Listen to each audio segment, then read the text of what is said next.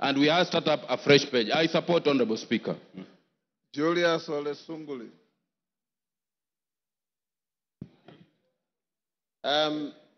Mr. Speaker, I come from an older period, being a member of KANU and having served in the KANU government.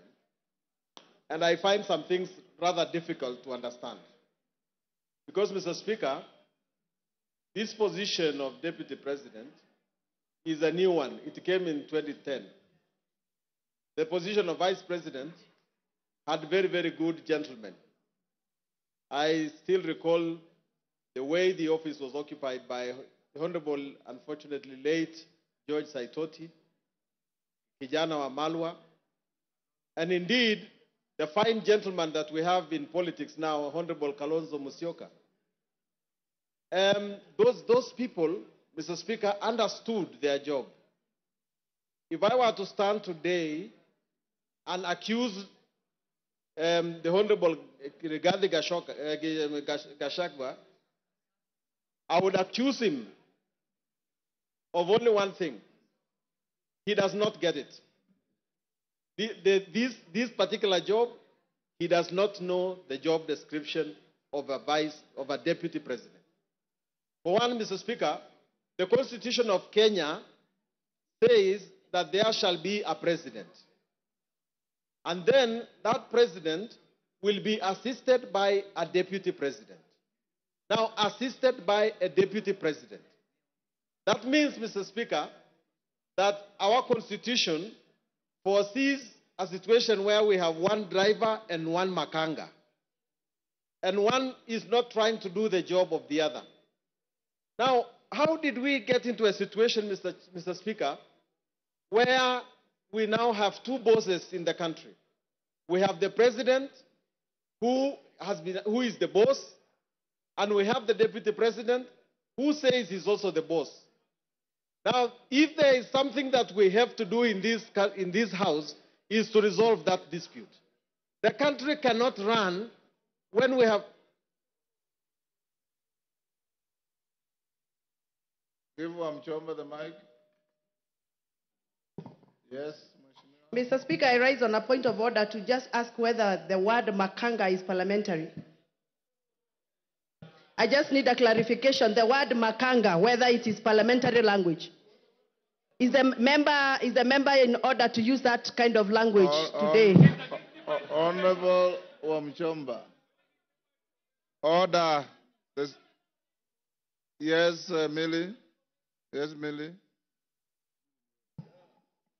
I don't know if Honorable Sunkuli has allowed me to inform you. Yes, yes. Yes, Mr. Speaker, I just wanted to inform Honorable Sunkuli that you can use those words so long as you put in inverted commas, because you are reporting. So when it is reported, like in the case where people are talking kufa makanga, kufa dereva. Mr. Speaker, I even wanted to speak to it by saying that it is actually people saying that are crucifying the DP. By saying he should kufa, the motion here is on the, in quotes, makanga. It's not on the dereva. So people want to bring the motion on the dereva in quotes, can bring, but the one we are dealing with now is on makanga. But for Honorable Wamchomba, language is dynamic. It's living. It grows. That's why you now find Kiswahili words in the Oxford English Dictionary. And by ordinary usage, every single Kenyan knows what makanga means. And Sunguli was not mixing languages. He spoke in the manner like he was quoting. I will definitely need another extra time. But, Mr. Speaker, so our Constitution foresees a situation where the president and the deputy president operate in harmony. Now, Mr. Speaker, if your principal job is to assist the president, and your marriage with the president is now irretrievably broken down, the only purpose of this house is to say that there is actually no more marriage, and that the deputy president can no longer perform his duties as a deputy president. And so, if that happens to be the situation, then what remains? I remember the late President Moi telling us that the problem with Africans is that they don't resign until they are kicked out. In this particular situation, because the marriage is irretrievably broken down, it ought to be the case that the deputy president ought to say, as a gentleman, that this thing is not working, I'm going to leave it. He has said that this is like a company. And in a company, people exist in order to have a common good. And the mixture of strategy and vision and deep understanding of their core business is what will bring fruits to this job. Mr. Speaker, I believe myself that there are two mistakes that have been made here that need to be looked into by this House.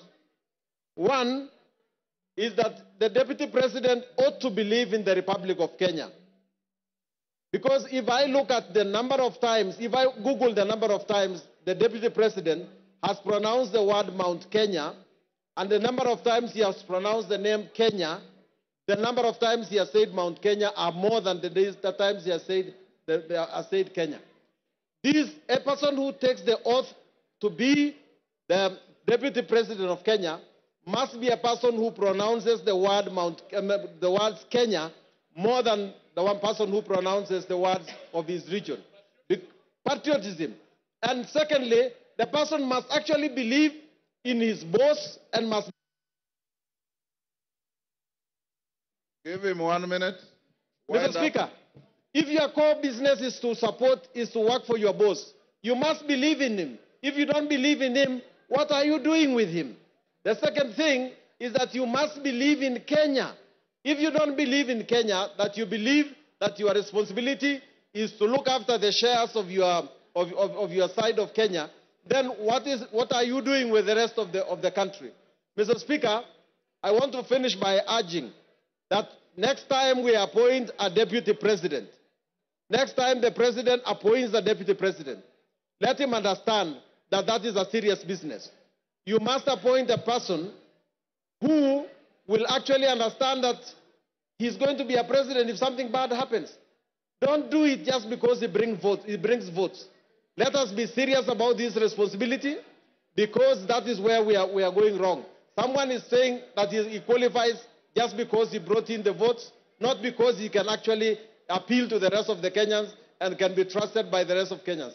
I therefore, Mr. Speaker, vote to impeach. Osoro.